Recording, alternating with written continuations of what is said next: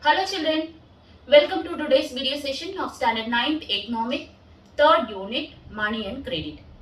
In today's session we are going to learn barter system, money and various types of money, transaction, role of RBI, various types of credits and beneficiaries. Shall we move on to the session?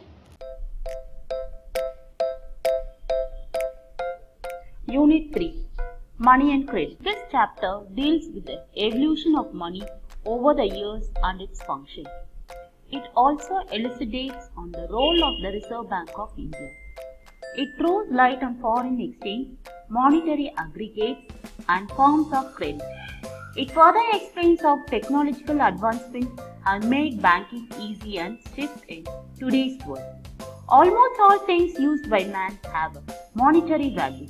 In addition to that, the pay given for labor, wages and services are all fixed on the basis of money. The taxes and duties are also paid in the form of money. We should have been seen our parents planning the expense of our home every month. The monthly income, pending expenditure, savings, payments of interest, etc. all are measured in terms of money. Not only at home, but also the budgets of country or states are also framed on the basis of money. The government as well as private institutions and industries calculate their financial status through money. Thus, money plays a predominant and inseparable role in all our lives. Barter system. If there arises a question, has man always used money? The answer would be no. How? When did money enter into the lives of men? In this lesson, let us learn about the evolution of money over the years. Ancient man hunted and gathered food. He lived in caves and forests. In later stages, he invented weapons for hunting and gathering food. Later, he invented fire and learned to practice agriculture. He used mud to build houses and settle down in a place, and also to make earthenware. When the agriculture yields was high, they made handicrafts. When there was surplus in agriculture produce and other articles like earthenware, they exchanged it with people who need them. For example, if a community had excess foodstuff, they would exchange that with those who had excess pots. Likewise, when a particular grain grew in abundance in a region, it was exchanged for a different crop in another region. These articles which were exchanged through barter system can be termed as the first form of trade. Coins. The barter system flourished wherever civilization thrived. This system was active not only within a cultivation but also among civilizations. This was the initial form of international trade.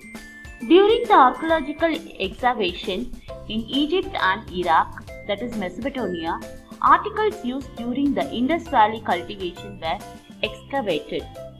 As years went by, there were issues found in barter system. For example, there were problems in the exchanging needed goods. A person who had a paddy was in need of earthenware, for instance, but the person who had pots and other utensils was not in need of paddy. Thus, the needs of many people were not fulfilled. Measuring the quantity and value of the goods exchanged were found very difficult. To solve these issues, they fixed a common item with a standard value for the effective exchange of goods. It was usually in the form of some metals. Metals were rare to find and could be maintained for long time and never lost their value. Hence, the metal can be termed as first form of money. These may be the reason why metal were chosen. Gold, silver and copper were the metals used first. They were called Asian currency. Leather, beads, shells, tobacco, salt, corn and even slaves were exchanged as barter, says economists. The later Cholas allowed the traders to have their own army. Historical evidence states that during this period, small traders and producers gave credit to the Tamil traders to support their exports needs. Do you know, during his rule 1546, Sher Shah Suri set up a new civic and military administration and issued a coins of silver weighing 178 grams, which was termed the rupiah. The silver coin remained in use during the Mughal period, the Marathas era, and in British India as well. Natural money. The metals such as silver and gold gained importance gradually all over the world. So, these metals were used as standard value in the exchange of goods. This was called as natural money. Paper money. As days went by, issues arose because while trade prospered, there were insufficient reserve of gold and silver. Mines also had a limited reserve of these metals. An alternative was found and coins were made using metals with lesser value. These were used to buy and sell of lesser value. It was used as the money of the poor people. Hence, these coins were printed in large numbers. Paper money came into being as the next stage. This money was without form and people started saving in banks. The Great Economic Depression was also prompted the saving habit of the people. Money has become an inseparable part of everyone's life today. It has changed its form in the economic front. Money transactions are done through many ways in the electronic world. So from the picture we can see the barter system, that is 9000 BC, currency 600 BC, coins 1100 BC, Marco Polo 1250 AD, gold coins 1250, printing of currency 1661, electronic transfer 1860 AD, credit card 1946 AD, mobile phone 1999 AD, NFC 2008 AD. Electronic transactions. One has to visit the bank and fill in the challan or produce a check to withdraw money from his account. Now this practice is gradually vanishing. Instead, one can easily withdraw the necessary amount from an automated teller machine, that is ATM.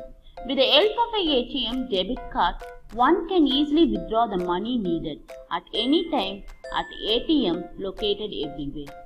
A person can deposit money in their account without visiting the branch. Similarly, credit cards are also available, through which things are brought on credit and the amount can be paid later. Nowadays, instead of using checks or demand draft, that is DDs, online transactions through net banking are carried out. Through this, money is transferred to anyone who lives anywhere across the globe. Technology has advanced so much that even mobile banking is widely used nowadays. Technology has advanced so much that even mobile banking is widely used nowadays. Role of the Reserve Bank of India. A government has the responsibility to regulate money supply and oversee the monetary policy. Hoarding of money must be avoided at all costs in a country's economy. Only then money can be saved in banks. A major portion of the savings in banks are used for the development of industries, economic growth and various development schemes for the welfare of the poor.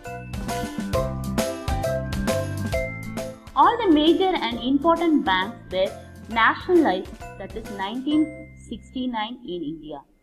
The Reserve Bank of India (RBI) regulates the circulation of currency in India. The Reserve Bank of India started its operation on 1st April 1935. It was permanently moved to Mumbai from the year 1937. RBI was nationalized in 1949. 85% of the printed currency is laid for circulation. According to the statistic available as on August 2018, currency worth of 19 lakh crore are in circulation. Do you know Dr. B.R. Ambedkar, PhD, thesis on the problems of the rupee?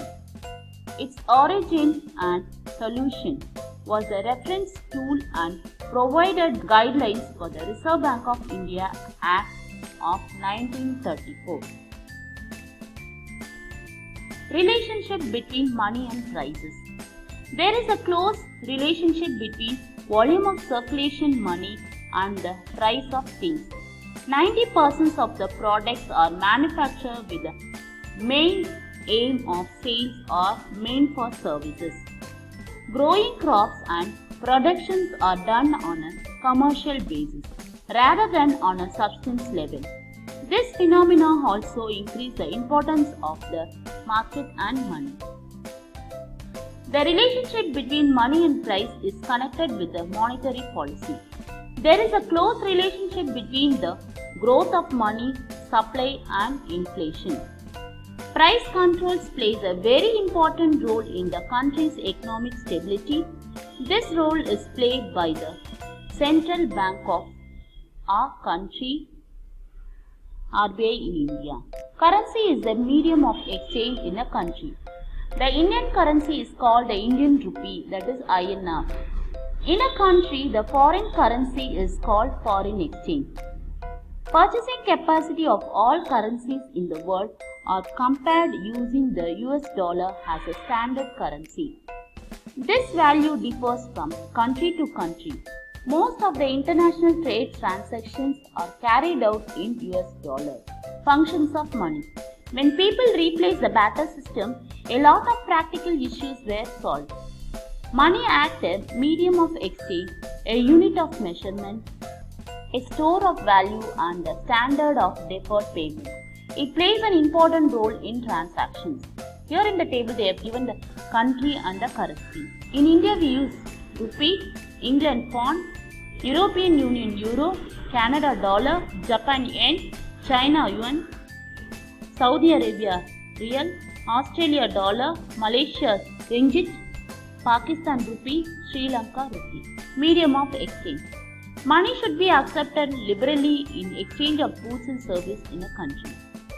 Unit of account. Money should be the common standard unit of calculating a country's total consumer goods, product, service, etc. For example, if a book costs rupees 50, it means that the price of book is equal to 50 units of money.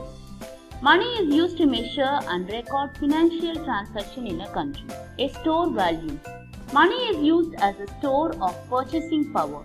It can be used to finance future payments. Credit.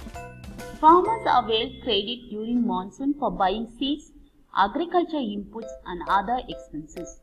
Traders and small entrepreneurs need credit for their needs. Farmers avail credit during monsoon for buying seeds, agriculture inputs and other expenses. Traders and small entrepreneurs need credit for their needs. Even large industries receive credit to take up their new project. Credit is available for formal financial institutions like nationalized and private banks and cooperative banks. Informal financial institutions. Microcredit is received through self-help groups. As far as nationalized banks and cooperative banks are concerned, the interest to credit is comparatively lesser and there is guarantee for the pledged goods. Informal financial institutions. Informal financial institutions are easily approachable to the customer with flexible procedures.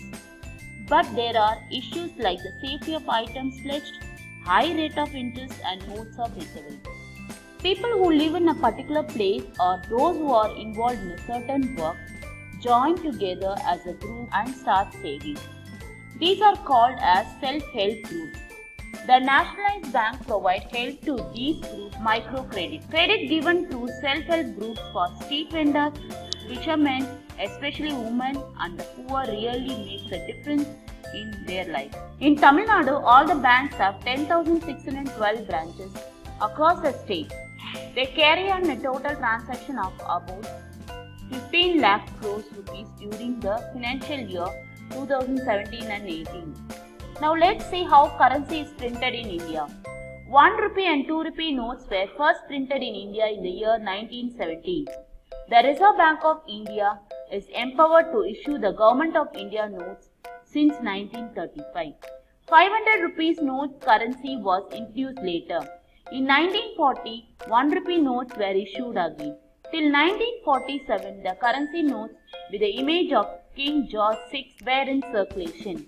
After independence, the Government of India issued currency notes. In 1925, the British government established a government press at Nasik in Maharashtra. Currency were printed 3 years later. In 1974, a press was started in Dewas, Madhya Pradesh, Security Printing and Minting Corporation of India Limited. In the 1990s, 2 more presses were started in Mysuru, Karnataka, Salboni in West Bengal to print banknotes. The Reserve Bank of India has authority to decide the value of currency to be printed and how the amount should reach its destination safely. Though the RBI has the power to print up to 10,000 rupees notes, at present a maximum of about rupees 2,000 is printed. Let's move on to recap and evaluation part.